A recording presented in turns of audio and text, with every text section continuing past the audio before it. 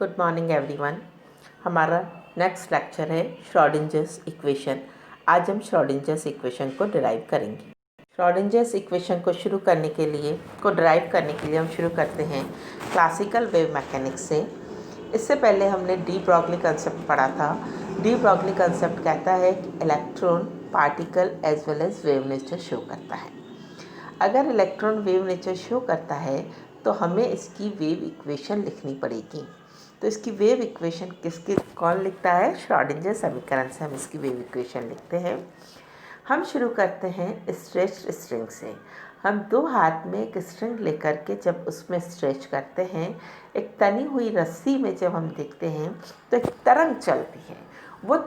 वो वेव केवल one dimension x में चलती है। उस वन डायमेंशन वेव का वेव इक्वेशन फिजिक्स की वेव मैकेनिक्स क्या देती है? Del square you upon del x square, से डेल भी बोल सकते हैं, से डी भी बोल सकते हैं। तो del square you upon del x square is equal to 1 upon we square into del square you upon del T square. What is U? U हमारे लिए इसका एम्पलीट्यूड फंक्शन है, एक्स किसी टाइम टी पर डिस्प्लेसमेंट है और V हमारी velocity है। ये wave equation second order integration equation है, दो बार इंटीग्रेशन हुआ है।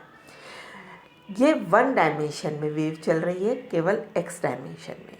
हमारे इलेक्ट्रॉन की वेव 3 डायमेंशन में चलेगी। जब हम इस वन डायमेंशन की वेव इक्वेशन को 3 डायमेंशन में एक्सटेंड करके लिखते हैं तो हमारा लेफ्ट हैंड साइड वाला पार्ट एक्सटेंड होकर के क्या हो जाएगा? Del square you upon del x square plus del square you upon del y square plus del square you upon del z square. Right hand side वाला part same रहता है, 1 upon we square into del square you upon del T square. यहाँ हमें क्या पता लग गया? इस एम्पलीट्यूड फंक्शन को शो करने के लिए x हमारा डिस्प्लेसमेंट है टाइम t पर, एक डायमेंशन में, और x, y और z 3 डायमेंशन में हमारा डिस्प्लेसमेंट को बताता है। नेक्स्ट हम आते हैं हमारे इलेक्ट्रॉन के केस में। हमारा इलेक्ट्रॉन पार्टिकल भी है और वेव नेचर भी शो करता है। वेव नेचर के लिए हमारे उसका वेव फंक्शन, तरंग फलन जो चाहिए उसे हम क्या बोलते हैं? साई। तरंग फलन उस तरंग की सारी प्रॉपर्टी को शो करता है। साई एक्चुअली उस इलेक्ट्रॉन की सारी एनर्जी को आगे चल के निरूपित करेगा, उसे बताएगा। ठीक है, तो ये जो साई है हमारा, ये जो वेव फंक्शन है हमारा, ये जो तरंग फलन है हमारा, वो किस किस चीज़ों पर डिपेंड करता है? एक्स, वाई, जेड और टी पर। क्या है एक्स, वाई, जेड? हम पहले पढ़ चुके हैं कि हमारे 3 कोऑर्डिनेट्स है 3 डायमेंशन में, और टी हमारा क्या है? टाइम है। जब हम तनी हुई दूरी की बात करते हैं तो उसमें वेव मैकेनिक्स हमें ये कहती है कि साई जो है, साई का फॉर्मूला वेव मैकेनिक्स क्या देता है? A sine 2 pi x by lambda. What is A? A हमारा एम्पलीट्यूड है, आयाम है। ये आप डायग्राम में देख रहे हैं, जब तरंग ऊपर नीचे जाती है, जो ए उसका क्या बता रहा है? उसका एम्पलीट्यूड बता रहा है। एक्स क्या बताता है? किसी टाइम टी पर उसका ओरिजिन से डिस्प्लेसमेंट जो है वो हमारा एक्स बताता है, और लैम्डा हमारा क्या है? उस वेव की वेवलेंथ है। तो ए आयाम हुआ, एक्स विस्थापन है, और लैम्डा हमारा तरंग दे रही है। इस को हम हमारी इस इक्वेशन को हम इंटीग्रेशन करेंगे। पहली बार साई की इक्वेशन को हम x के रेस्पेक्ट में पार्शियल इंटीग्रेशन करते हैं। हम पहले पढ़ के आए, हमें डबल इंटीग्रेशन इक्वेशन की बात कर रहे थे। तो फर्स्ट स्टेज में हम partial integration of psi with respect to x करते हैं। तो हमारे पास इक्वेशन 1 क्या हो जाती है? 2 पाई बाय लैम्डा कॉन्स्टेंट हो गया। जब हम इंटीग्रेशन करते हैं तो साइन का इंटीग्रेशन कोस होता है, और जब हम सेकंड टाइम इंटीग्रेशन करेंगे तो कोस का इंटीग्रेशन माइनस साइन होगा।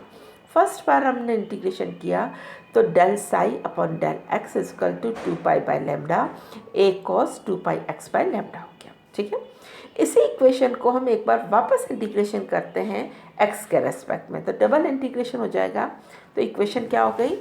Del square u psi upon del x square is equal to पहले था 2π/λ, अगेन आ गया 2π/λ और फिर आ गया a माइनस साइन 2πx/λ। जब हम इसे सॉल्व करते हैं तो हमारे पास राइट हैंड साइड क्या हो जाता है, -4π² a साइन 2πx/λ।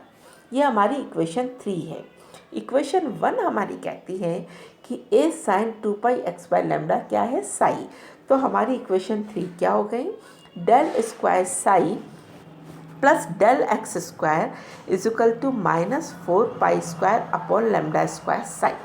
हमने इसे रीअरेंज कर दिया, माइनस साइन इधर आकर के प्लस हो गया, तो हमारे पास इक्वेशन क्या हो गई, del square psi upon del x square plus 4π² psi is equal to 0। हम सेकंड पार्ट की तरफ आते हैं। सेकंड पार्ट में हम उस इलेक्ट्रॉन पार्टिकल की टोटल एनर्जी की बात करते हैं। तो total energy of the particle is the sum of kinetic energy plus potential energy. किसी भी कण की कुल ऊर्जा का मान गतिज ऊर्जा और स्थितिज ऊर्जा के मान के योग के बराबर होता है। तो ये हमारी टोटल एनर्जी है। हमारी काइनेटिक एनर्जी को हम क्या लिखते हैं, ½ mv², और पोटेंशियल एनर्जी को हमने v से रिप्रेजेंट किया है। हम यहाँ पर बच्चों ½ mv² काइनेटिक एनर्जी की वैल्यू कहाँ से लाएंगे, डी ब्रॉगलीज इक्वेशन से लाएंगे। ½ mv² को हम मल्टीप्लाई भी m से करते हैं, डिवाइड भी m से करते हैं, तो सेम बात है। तो क्या हो गया, ये ½ m²v²/m। हम m²v² की वैल्यू ला रहे हैं डी ब्रॉगली इक्वेशन से। डी ब्रॉगली समीकरण हमारा क्या कहता है, lambda is equal to h/mv। तो mv क्या हो गया हमारे पास, h/λ। हम इसे स्क्वायर कर देते हैं तो m²v² इज इक्वल टू क्या हो जाता है हमारे पास, h²/λ²। ओके बच्चों, तो यहाँ से हम वैल्यू m²v² की क्या आ गई, h²/λ²। तो हमारी टोटल एनर्जी का जो फॉर्मूला था वो क्या हो जाएगा, E is equal to h²/2λ²m + v। ठीक है, तो E माइनस v क्या हो गया हमारे पास, h²/2m λ²। की वैल्यू इस एनर्जी की इक्वेशन से हमारे पास क्या आ गई, h²/2m E माइनस v। ये इक्वेशन 6 जो है ये हमें λ² की वैल्यू दे रहा है इन टर्म्स ऑफ एनर्जी। यहाँ से हम अगेन λ² की वैल्यू लेकर हमारी ओरिजिनल इक्वेशन में रखेंगे, जो हमारी फोर्थ ओरिजिनल इक्वेशन थी, डेल पिछली स्लाइड में जो हमने देखी थी, del²u/del x² plus 4π² psi is equal to 0। यहाँ हम λ² की वैल्यू रखेंगे। λ² बच्चों डिनोमिनेटर में है, इसकी वैल्यू जब हम यहाँ रखेंगे तो हमारी λ² जो 6 में है उसकी इक्वेशन, उसकी वैल्यू रिवर्स होकर के हो गई। तो λ² साई/λx² प्लस 4π², नीचे वाली चीज़ ऊपर आ गई, तो 2m E minus v/h² psi is equal to 0। 4 × 2 होकर के हमारे पास 8 होकर के हमारे पास 7th इक्वेशन जो फाइनल आई वो क्या आई, del² साई/del x² plus 8π² E minus v/h² psi is equal to 0। This equation is equation in 1 dimension, जहाँ खाली x है। हमारे इलेक्ट्रॉन के साथ एसोसिएटेड वेव 3 डायमेंशन में होती है, तो हमने x को 3 डायमेंशन में एक्सटेंड कर दिया। तो हमारी इक्वेशन क्या हो गई, del² साई/del x² प्लस del² साई/del y² प्लस del² साई/del z², 3 डायमेंशन में एक्सटेंड हो गई। बचा हुआ पार्ट हमारा सेम है, plus 8π²m/h² E minus v psi is equal to 0। This is Schrodinger's wave equation.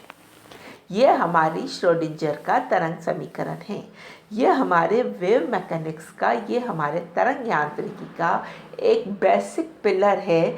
ये हमारा एक बेसिक फीचर है वेव मैकेनिक्स का, जो हमें तरंग की समीकरण के बारे में बताता है, जो तरंग इलेक्ट्रॉन के साथ एसोसिएटेड है।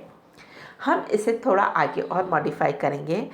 जो साई हमने कॉमन ले लिया तो हमारे पास ब्रैकेट में क्या बचा, del square upon del x square plus del square upon del y square plus del square upon del z square. बाकी इक्वेशन का पार्ट ऐसे तैसे। ब्रैकेट के पार्ट को कंबाइन करके हमने इसे एक दूसरे कांस्टेंट से रिप्लेस कर दिया, v के ऊपर बार लगा दिया। हम इसे बोलते हैं लैप्लेशियन ऑपरेटर। तो हमारे पास इक्वेशन जो श्रोडिंजर समीकरण था, जो श्रोडिंजर इक्वेशन था, उसको हमने थोड़ा मॉडिफाइड कर दिया। हम उसकी जगह लैप्लेशियन ऑपरेटर लिखेंगे। तो Laplacian operator square psi plus 8 pi square M upon H square E minus we psi equal to 0। Okay, ये प्लस का साइन इक्वल टू के उधर जाएगा तो हमने इसे माइनस में लिख दिया। ठीक है, एक बार ई माइनस वी साई को इधर लेने दिया, बाकी पार्ट को इधर लाए तो हमारे पास ये इक्वेशन क्या हो गई, minus H square upon 8 pi square M Laplacian operator square psi is equal to E psi minus we psi. फिर अगर हम वी साई को उधर ले जाते, ई साई को इधर रहने देते हैं तो हमारे पास क्या हो गया, minus H square upon 8 pi square M Laplacian operator square psi plus V psi equal to E psi. Left hand side में साई को कॉमन ले लेते हैं तो ब्रैकेट में क्या बचा, minus H square upon 8 pi square M Laplacian operator square plus V. इसको कंबाइन करके हम एक दूसरा नाम दे देते हैं एच हैमिल्टोनियन ऑपरेटर। तो H psi is equal to E psi. This is the short form of Schrodinger equation. Schrodinger समीकरण को शॉर्ट फॉर्म में हम लिखते हैं H psi is equal to E psi. और हमारी एक्सटेंडेड फॉर्म में कौन सी इक्वेशन थी, del square psi upon del x square plus del square psi upon del y square plus del square psi upon del z square plus 8 pi square M upon H square E minus we psi is equal to 0। इस Schrödinger समीकरण को short form में हम लिखते हैं H psi is equal to v psi. H is the Hamiltonian operator. Thank you very much. Thank you.